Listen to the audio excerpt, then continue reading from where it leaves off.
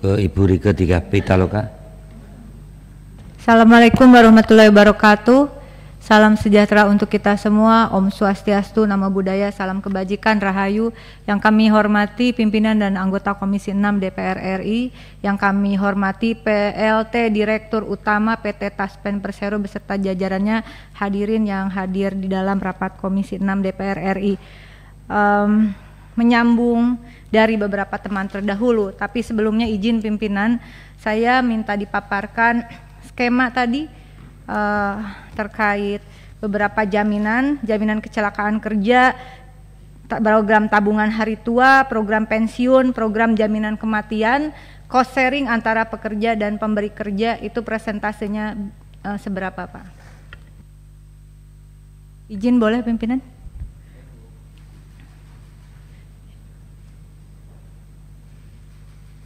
Pak Dirut, bisa dijawab? Boleh Pak? Boleh.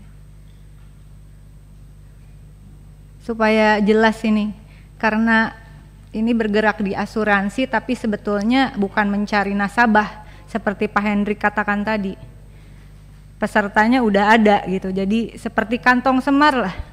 Ya kan, orang mau nggak mau semua PNS itu harus dipotong gajinya langsung dari rekeningnya.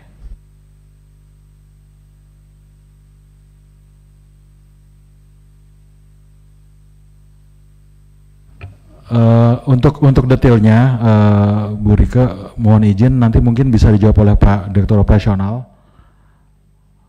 Izin pimpinan, saya juga boleh, apa-apa sih. Jangan nanti Pak, karena, boleh, karena boleh. uang yang diakumulasi ini kan yang diinvestasikan. Okay. Slide-nya ada nggak? Oke, sebutin ya. Jadi untuk THT itu rinciannya adalah 3,25% dari gaji pokok plus tunjangan istri, suami dan anak. Ya, kemudian untuk JKK, ya. Itu dari pekerja. JKK 0,24%. 0,24% dari dari gaji pokok. Tunjangan dan anak. No, gaji pokok. Gaji pokok dari pekerja atau ada cost dari sharing? Pekerja. Dari pemberi kerja, sorry. Dari pemberi kerja. Pemerintah berarti ya? Ya. Terus JKM 0,72. JKM 0,72 dari gaji pokok, ini juga dari pemberi kerja. Oke, terus ada lagi? THT 3,25% dari pekerja. Ini pensiun ya? Ini pemberi kerja. Jaminan kematian, jaminan kecelakaan kerja, jaminan tabungan hari tua, pensiun. Nah, pensiunnya 4,75% dari gaji pokok plus tunjangan. Dari pekerja berarti? Ya. Nggak ada dari pemberi kerja? Enggak. Oke. Terima kasih pimpinan, saya lanjutkan. Jadi ini perlu clear juga ke publik bahwa yang dikelola oleh dana Taspen sebetulnya bukan seperti bisnis asuransi pada umumnya begitu ya. Tapi ini adalah uang dana amanah, kalau kita sebut di dalam skema jaminan sosial, dana amanah cost sharing antara pekerja dan pemberi kerja begitu. Dan yang ditanggung oleh pemberi kerjanya yaitu pemerintah tadi 0,24% untuk JKK dan 0,72% untuk jaminan kematian. 4 tambah 2 6, 2 tambah 7 9, berarti 0,96% saja yang dari pemberi kerja. Betul kan Pak? Sisanya 3,25% plus 4,75%, 25 tambah 10, 8%. 8% itu adalah dari gaji pekerja, baik itu PNS begitu, Lalu apalagi Bapak? Pejabat negara, anggota DPR dan DPRD ya. Jadi ini adalah uang potongan gaji mereka yang bekerja pada negara. Uang ini lalu diinvestasikan. Nah, koreksi kalau saya salah, saya ingin menanyakan visi dan misi dari Taspen ini apakah masih sama atau sudah berubah. Visi, menjadi perusahaan asuransi sosial dan dana pensiun yang unggul, terpercaya dan berkelanjutan demi mewujudkan kesejahteraan peserta untuk meningkatkan nilai ekonomi dan sosial Indonesia. Masih? Alhamdulillah masih. Kemudian misinya memastikan terwujudnya layanan terbaik dan investasi yang andal serta kepemimpinan inovasi bisnis dan transformasi digital dengan SDM yang amanah, kompeten, saya ulangi, amanah, kompeten, harmonis, loyal, adaptif dan kolaboratif. Kita kembali ke visi. Pimpinan dan anggota izin, ini adalah perusahaan asuransi sosial, bukan asuransi komersial. Betul ya Bapak ya?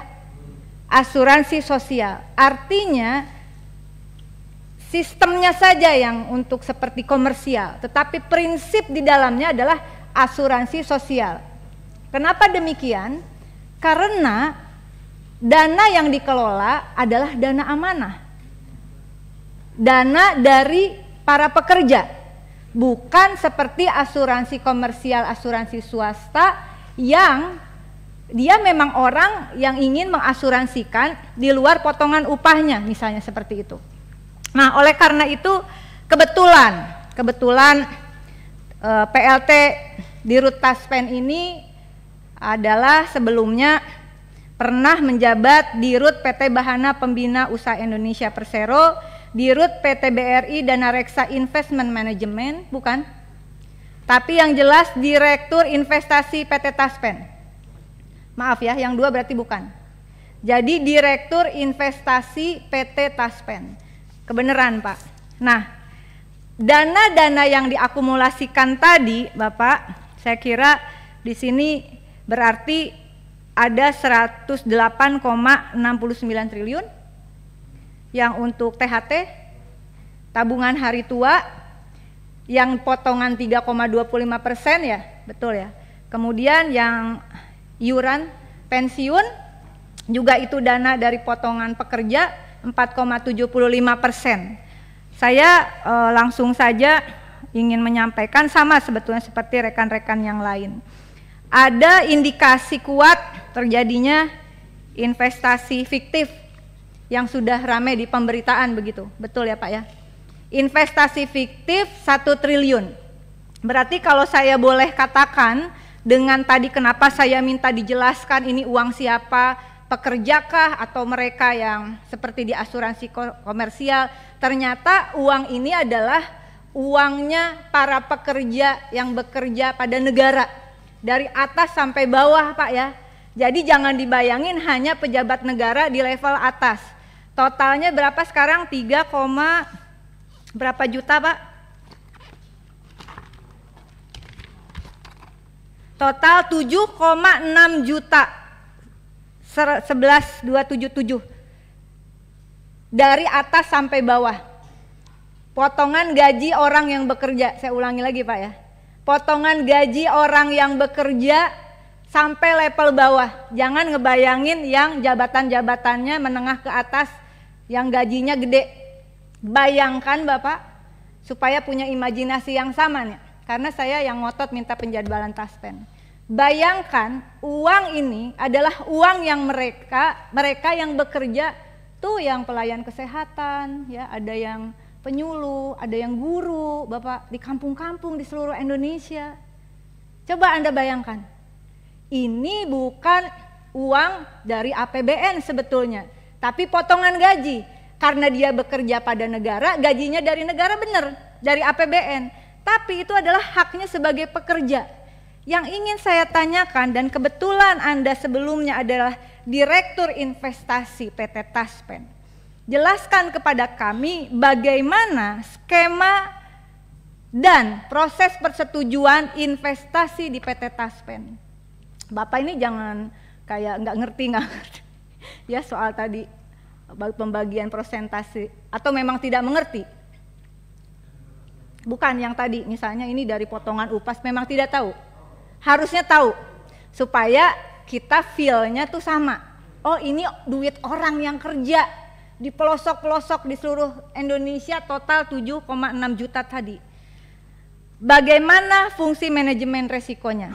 Jadi yang pertama, bagaimana proses persetujuan investasi di Taspen? Di mana posisi komite investasi Taspen? Bagaimana prosedur pengangkatan pimpinan dan anggota? Apa ada komite investasi Taspen? Ada kan? Bagaimana mekanisme seseorang bisa ditetapkan sebagai komite investasi Taspen? Lalu bagaimana skemanya, dan Anda juga sekarang masih merangkap sebagai direktur investasi Taspen. Keputusan itu kan pasti tahu dong. Kalau nggak tahu berarti saya jadi bertanya, kenapa bisa ada di sini? Tahu kan? Bagaimana prosedur mekanisme SOP investasi itu? Lalu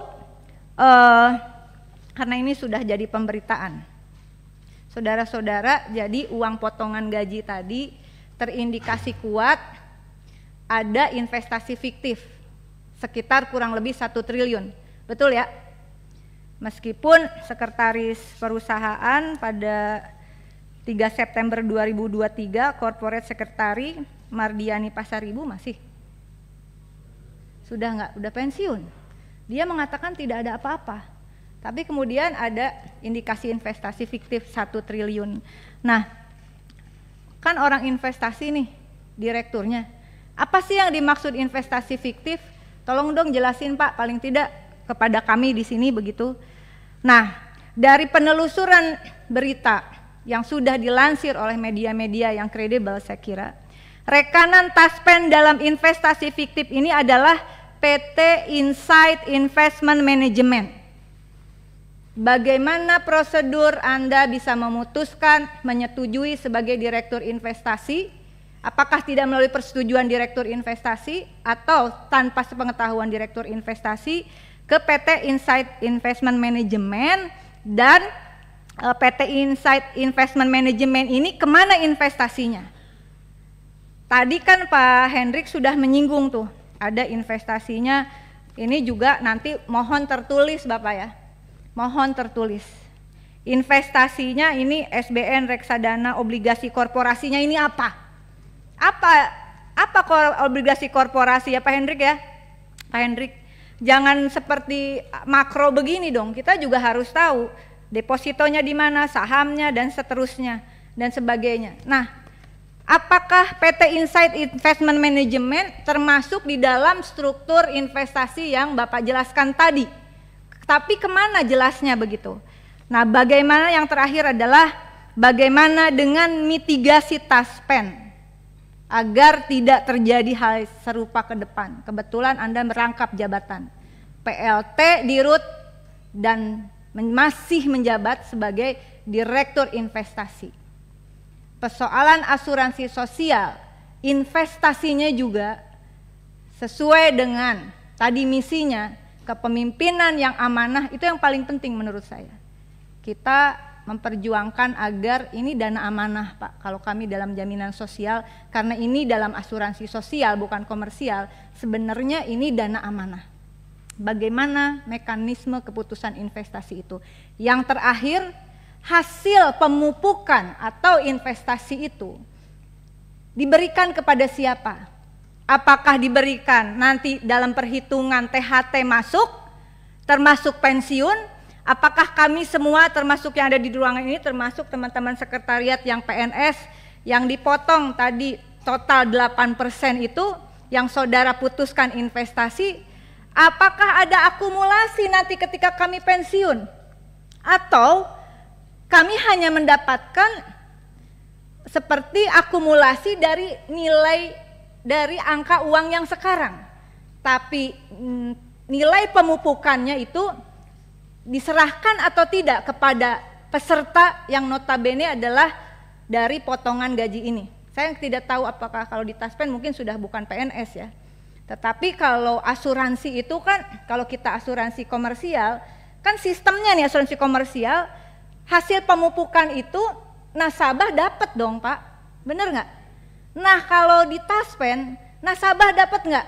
Jangan sampai nanti mereka terutama yang di garda terdepan pelayanan publik, kerja dipotong total 8%, ternyata nilainya itu tidak mengikuti hasil investasi dan tidak ada maknanya untuk pensiun dia 20 tahun ke depan misalnya.